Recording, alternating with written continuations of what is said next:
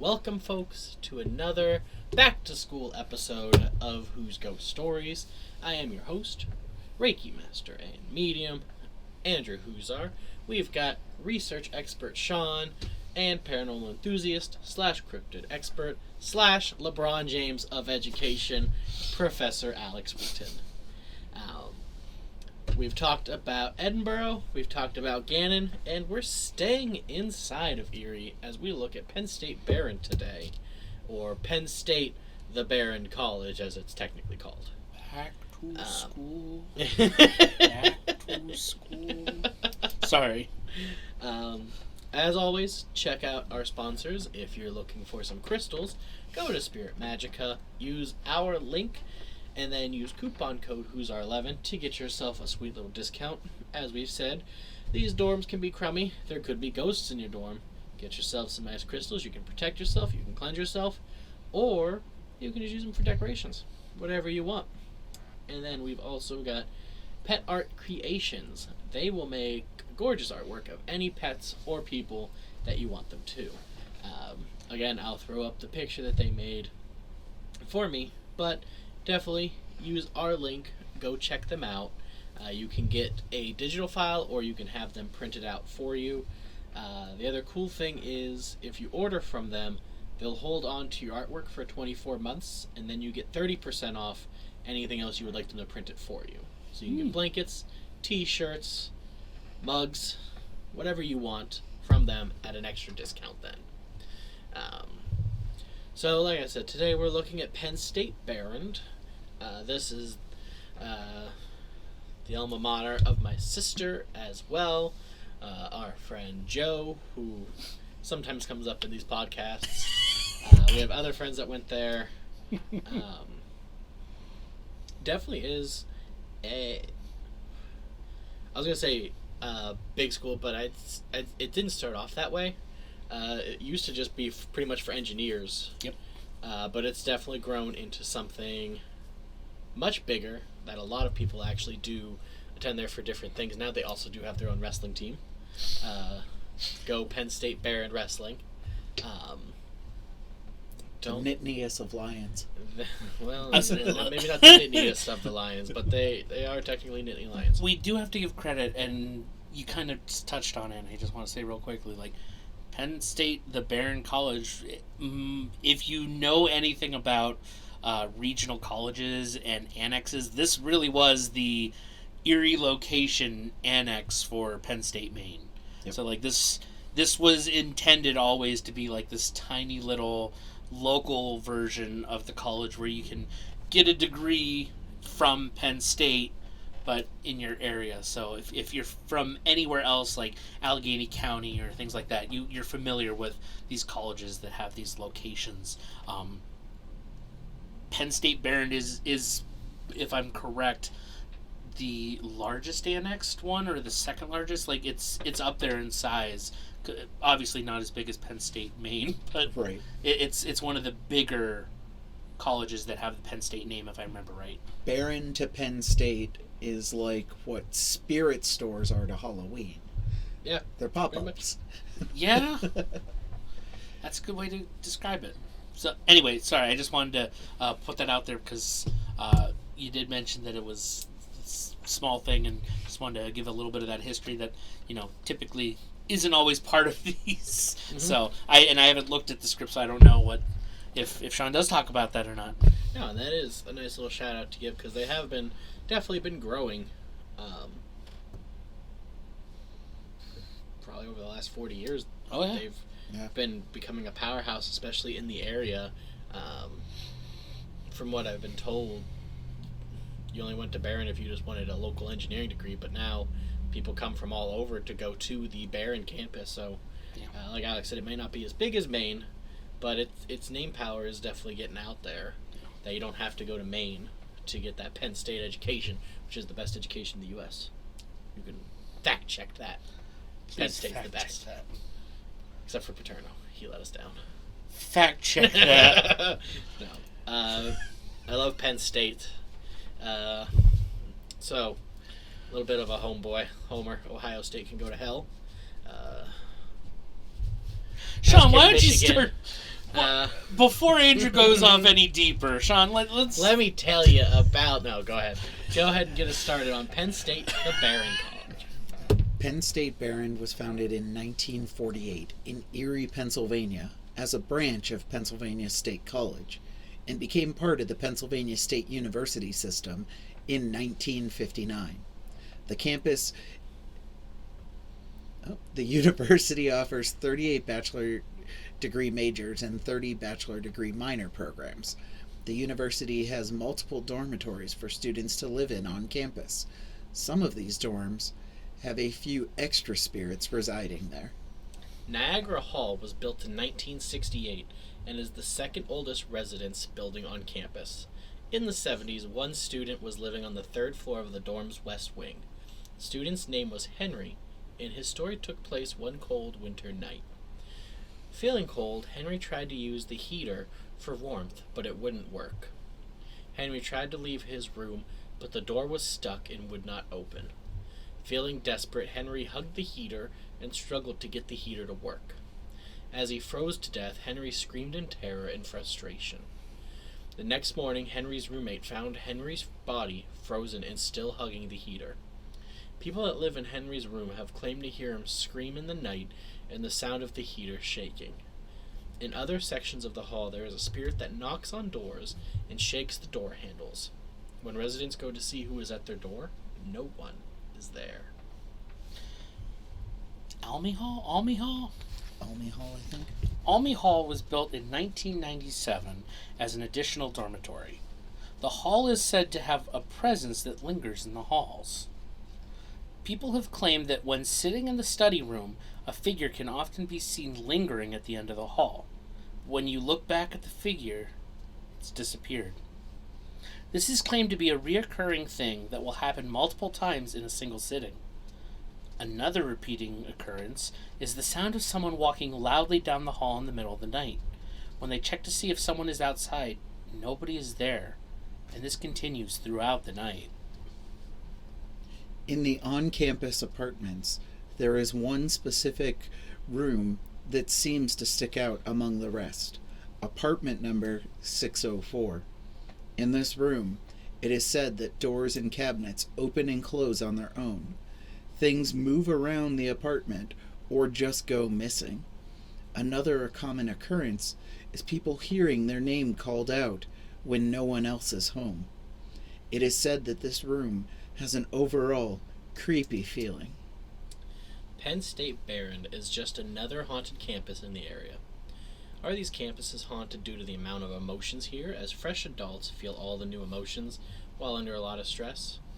Or much like Wintergreen Gorge, which is in the backyard of the campus, is the campus a place where spirits spend a lot of time and where at their happiest in life? I guess that is up for the individual to decide, but we may never know the truth for sure. And that was definitely one of the things I didn't want to say until we got into it, but yeah, Wintergreen Gorge is in the backyard of the Behrend campus, and we've been there. Yep. We actually, was that our first or one of our first episodes? That was our first trip. episode. Yeah. Our first trip and our first episode was to Wintergreen Gorge, so it's almost like we're returning there with this, so it's kind of cool. Turn left on Behrend Drive. That's a whole other issue. Turn left on Behrend Drive. Oh, God. But no, in all seriousness, we've been there before. Yep. We were technically on campus when we were trying to get to Wintergreen Gorge. We parked on campus to get to the gorge. Legitimately, we've been there. So... Which again goes back when we talked about Edinburgh.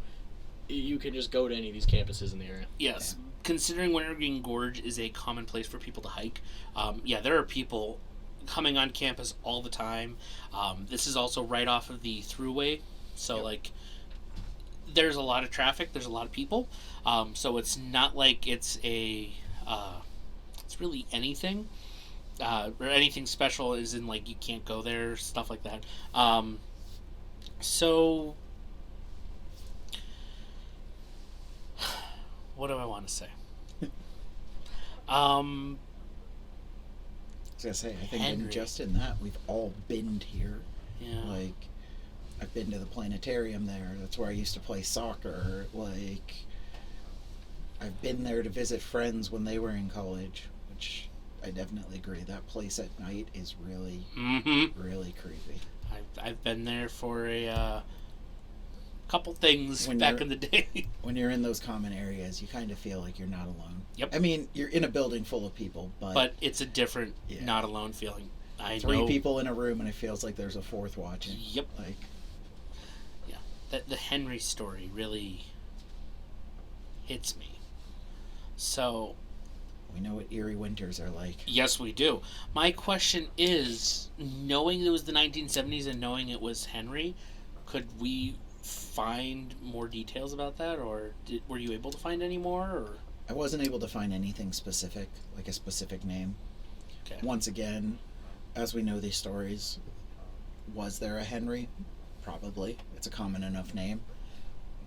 Is Henry the one that actually passed away? Maybe.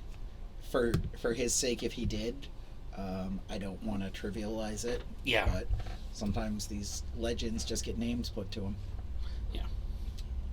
Now, and like we found out before, there could be multiple deaths, and over time they just get grouped into one legend or one story.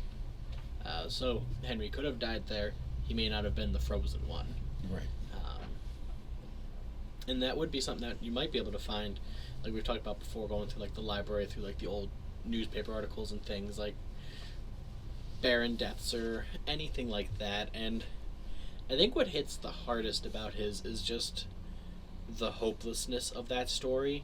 Like you talked about being in the common room in a building full of people. He was in his apartment in a building full of people. And no one heard him or tried to help him or... Yeah.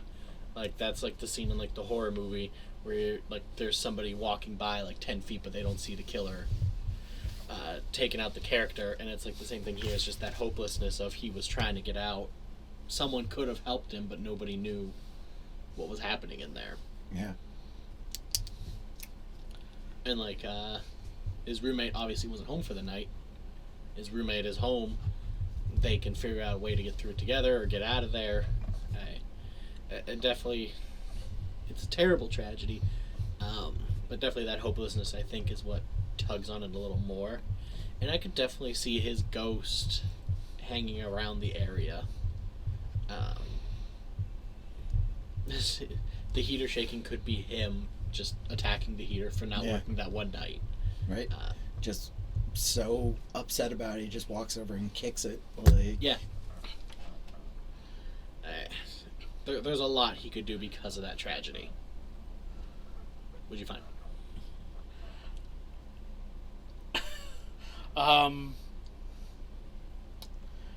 Well, apparently in 2015, a 19-year-old Michigan resident student at Penn State Behrend was found unresponsive in Niagara Hall. Very interesting. Yeah. I literally went Niagara Hall death and GoErie.com from 2015. well, that's Student found dead in room at Behrend. that's another thing that I know we posited right at the end of this. Colleges are high stress. Yes. For a lot of people at college, this is their first time alone. Some of these people are in a completely different city, away from their family. They have nothing. And these are people that may or may not be able to cope with life yet. So you're throwing these fresh adults into a situation they have never been in, that they have no coping skills to get through, and then you stress them out by making them have to pass. Mm-hmm. Which makes me wonder, once again, we've talked about these people that, these tragedies, these tragic deaths, could it just be too much stress? Or is something causing them from all of the built up tension and emotions in these locations? Is that why these locations have so many spirits? Definitely could be, as you're already nervous and worried, stressed from just school, stressed from the move, stressed from everything. If you got a spirit like Henry that's already in the area, it would not take much for him or any other spirit to be drawn to you. And next thing you know, you got a ghost that won't leave you alone on top of everything else you're going through.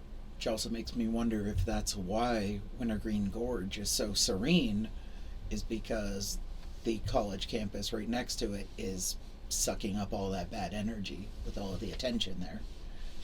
I think Tim and Dutch need to make their way over to the campus, and they Right. can be guardians of Penn State Behrend as well.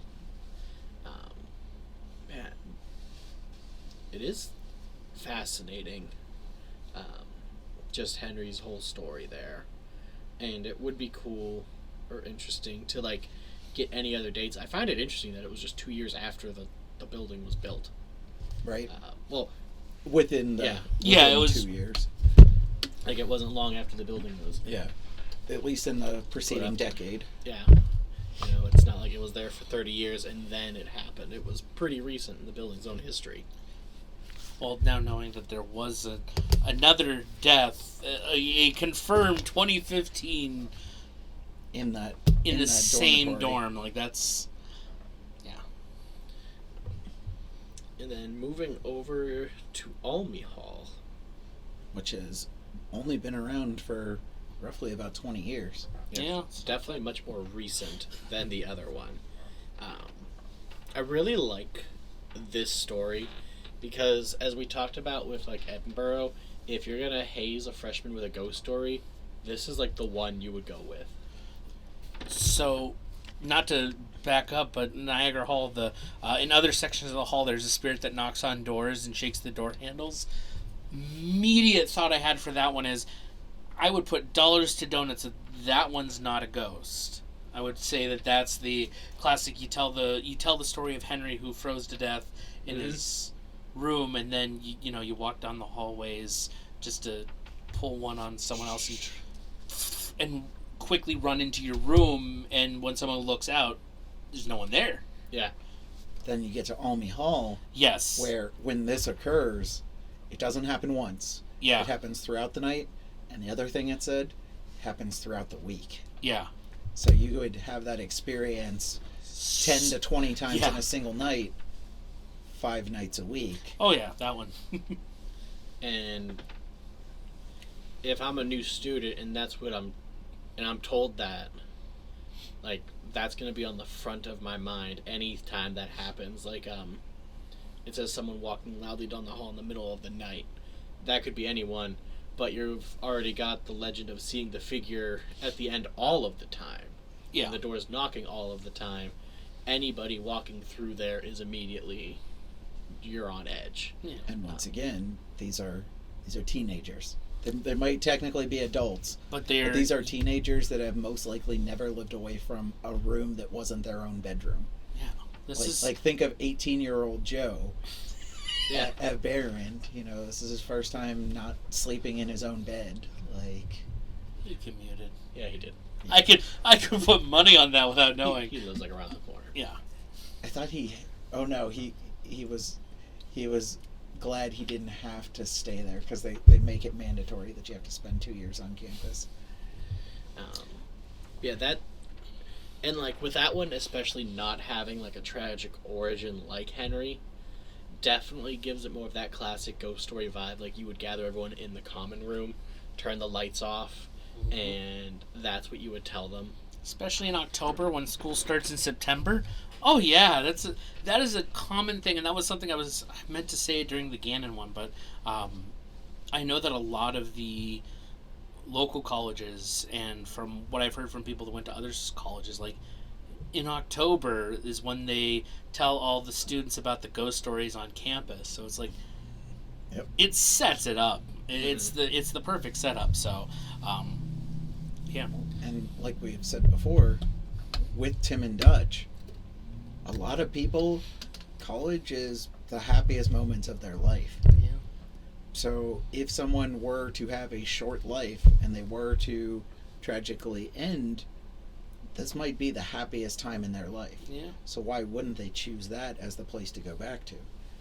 And if you were someone that was pranking people while you were alive, who's to say that you wouldn't be pranking Doing them it, in the yep. afterlife? I was thinking the same thing. No, definitely. You know, College is such the happiest time in my life that I kept going. Sorry, when you said that, it was such a happy time in his life. He made it the entire time of his life. Yep. No, sorry, that was just a side thought as you said that. But sorry, Andrew, didn't mean to interrupt. Go. No, and that kind of brings up like another like interesting theory in my mind. We were talking about like with Edinburgh, everything being renovated so often. It would be interesting, like, if these buildings got renovated so often, if, like, the ghosts were searching for their room almost. So they were just going up and trying every door, and the reason it stops at a certain point is they found their room, or what they made their room. Well, and as we know, schools, it's not often that you're in the same dorm the next year. No. So you're not even likely to be in the same building the next year. So we have this constant, here's a new person in the building for 8 to 9 months, and then, oh, no, now we have them leaving again, someone else bringing in all their furniture. Yeah, it's a whole thing. You know, it's just constant flux. So it's very likely to believe that this spirit just doesn't know which room's theirs. Or it could even be like a formal RA, and they're doing bedroom checks, or... Right? Could be any number of things. And I think that's also what kind of makes it so cool, is it is a scary story, but there's a lot of things that, like, if it is a ghost, could be completely not scary at all. Yeah. Could just be that same anxious kid that is trying to find out which room they were supposed to be in and can't find their room. Yeah. So... Or Henry was terrible at opening doors, and obviously he's trying to open whichever doors get him to his room. So... Apartment 604. Yeah. I love that it's a specific number. That was the thing that stood out the most, was that it is a very specific... It's apartment 604. And so my thing is... Because I've been on the campus, what is the on-campus apartments? So, they didn't give me an exact name. I know that there are the apartments that are on campus that aren't dormitories, like they're just like Edinburgh, where there's apartments where you can just rent them out and live on campus but off campus. Exactly, and that's for all your alcohol needs. But all I saw when I was looking into this, and I only saw one mention of this, but it does say that even current tenants get this very creepy feeling while they're there. All I got was 604. The reason why is because I know there's like 3 or 4 technically apartments on campus. Because and I don't know how many floors they are. This could be 6th floor. This could be building 6. And that's where I'm most interested, because I know the one apartment that's technically on campus but is like super creepy all the way off on its own. Like you leave its little driveway and you can go over to the get-go. Like, it is all by itself, but that is technically on campus, and that is an apartment, and I know it has 10 floors. So it could be, and because they had renovated it, it could be they're technically apartments across the street from it, but those are also student apartments, right? And that's considered on campus. It's so like I wanted, much like Gannon, they're just kind of taking whatever they can get. So that's what made me most interesting, because I've been in both of those sets of apartments, and there's others, but it's like I've been to those in particular, and I know that there's a 604. I haven't been in 604, but I've been on the 6th floor on both of them. Completely unrelated to anything else other than I was there to visit someone, and it's like they were always on the 6th floor, and I was like, why did you always like live super high up? Anyway, so like I'm intrigued to know which building in particular. That's the only thing that stuck out to me. Anybody that was in apartment 604, let us know which building it is. Yeah, because I'd like to. Yeah, please do. I just love that. Anytime there's something like that, like poltergeist activity in a room, like we had in the old Crowley mansion, just stuff flying around because seemingly a spirit didn't want you there. I like that it will call out your name. Yeah. That's always terrifying. Yep. Because if it was one thing to just, always hear the name Jack or something like... Right. that's a generic enough name. All right, whatever. But when it says your name, That makes me believe it's not a ghost. yeah, it's like Chelsea, Ronaldo. How did you know?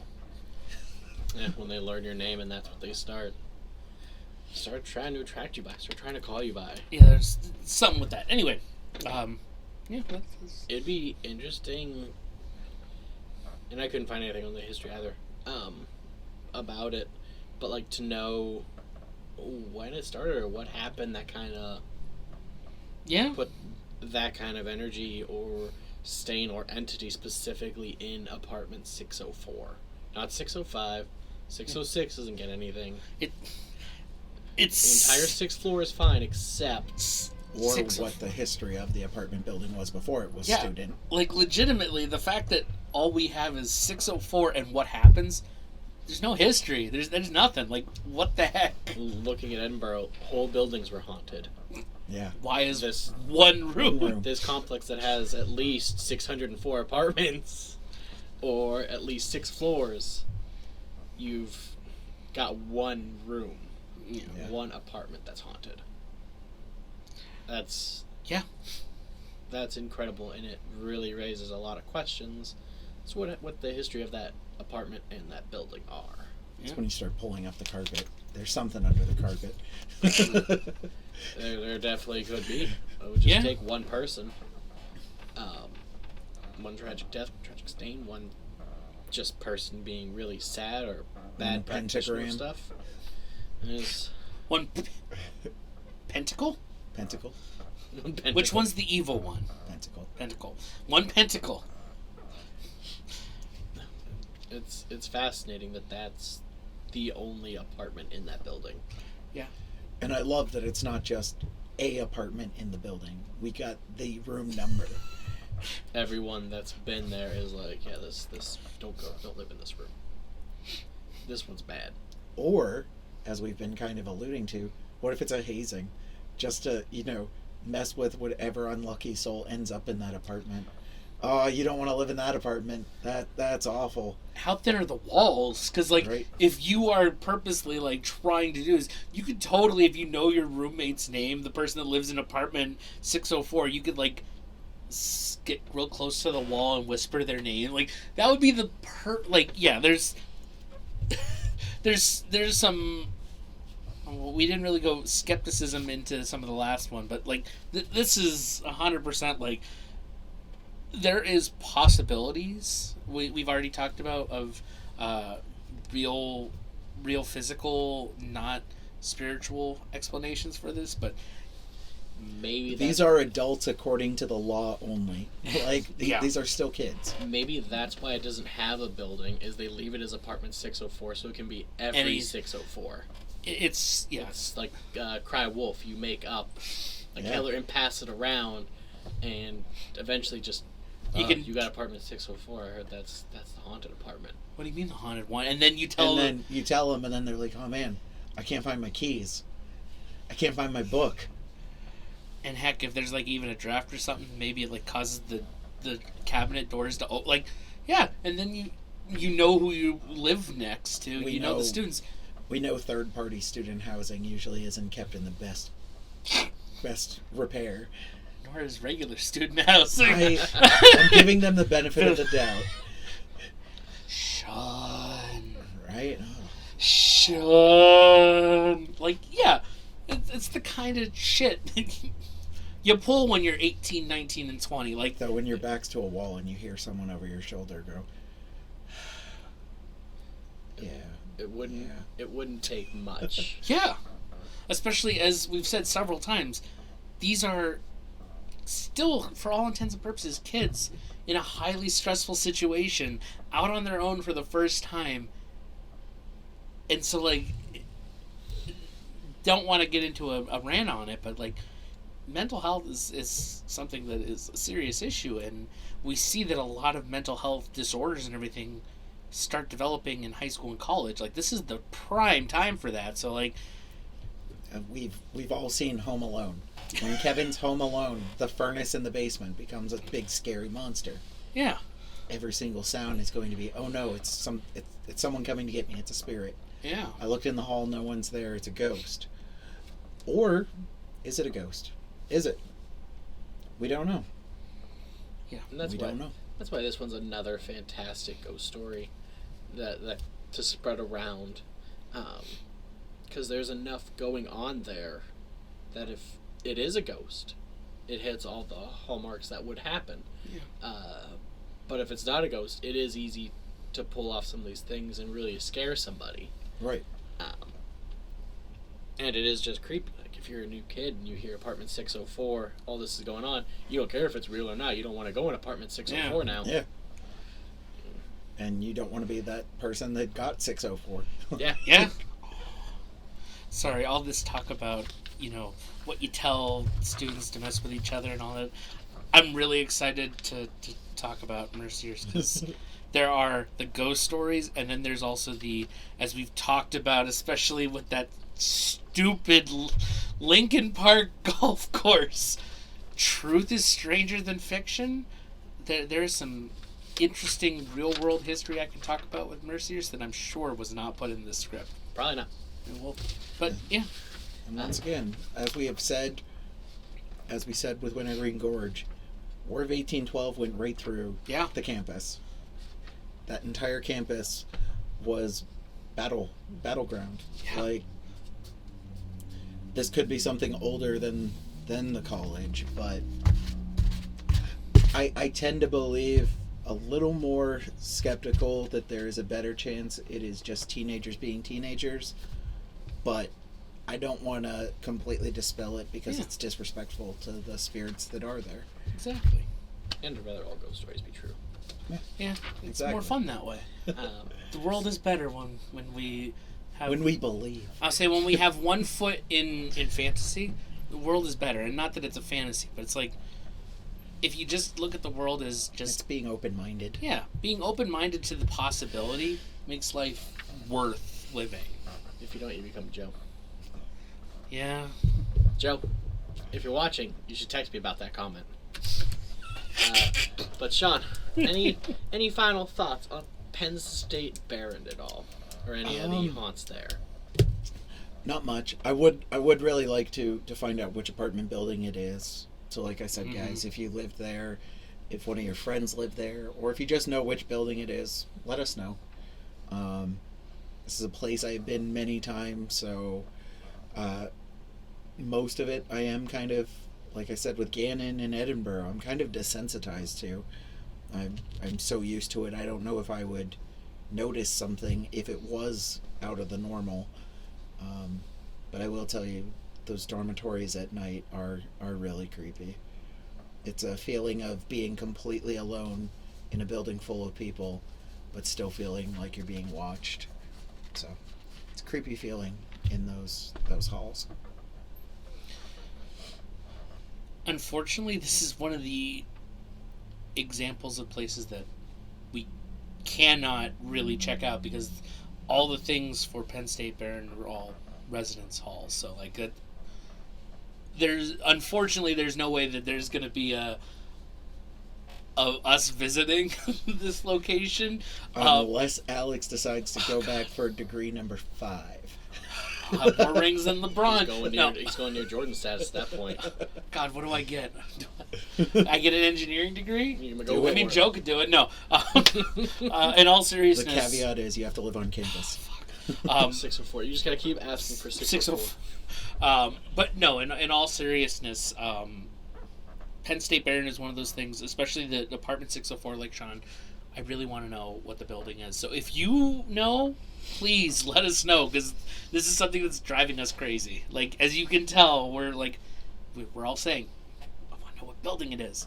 I think this would be really interesting to actually be able to see some of these things, see some of the halls. I've been in some of them, so but it's been years, and yeah, much like Sean, we grow up in this area, and anyone who is a resident of Erie, I'm sure you've heard, and it was kind of said at the end of, I believe, the Gannon one, Erie. Yep. Like, you grow up in this area, you become desensitized to a lot of like weird feelings and things.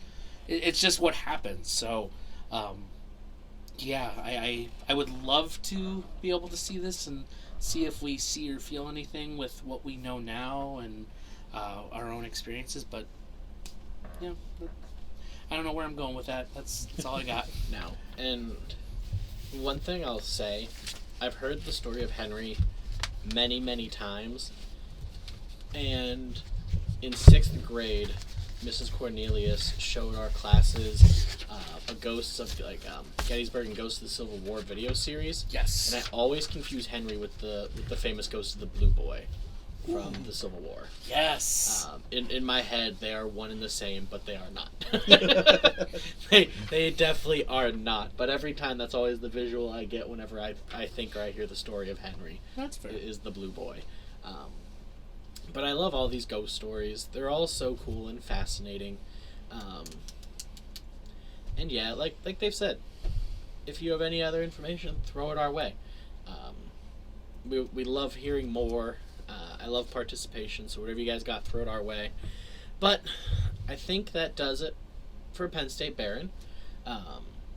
Like and subscribe. Make sure to share us around. Visit our sponsors. I'll tell you one thing, you're not going to find ghosts like this out at Ohio State. So, definitely come back for more next week as we're continuing our back-to-school specials. Thanks, guys. Stay in the light.